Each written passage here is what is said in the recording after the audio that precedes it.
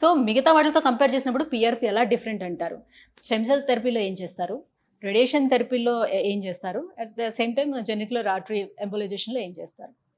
First of all మీరు ఒక చిన్న కరెక్షన్ చేసుకున్నారు కదా, సర్జరీని అవాయిడ్ చేయడము కాదు పోస్ట్పోన్మెంట్ అవాయిడెన్స్ కాదు. ఫస్ట్ ఆఫ్ ఆల్ మోకాల్లో మీకు నొప్పి వచ్చింది, మోకాలు నొప్పి వస్తే ఆపరేషన్ ఒక్కటే మార్గం అనుకుంటున్న అపోహని బ్రెయిన్లోంచి అందరు తీసేసుకోవాలి. ఆ రోజులు పోయినాయి.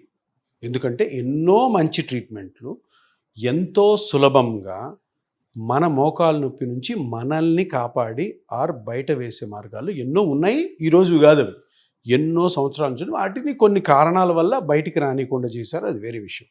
సో అందరూ కూడా గమనించాల్సింది ఏంటంటే, మోకాలు నొప్పి అంటే నాకు ఫైనల్గా సర్జరీయే మార్గము అన్న బుర్రలో ఉన్న మీ అపోహను తీసి బయటపడేయండి. ఇది ఫస్ట్.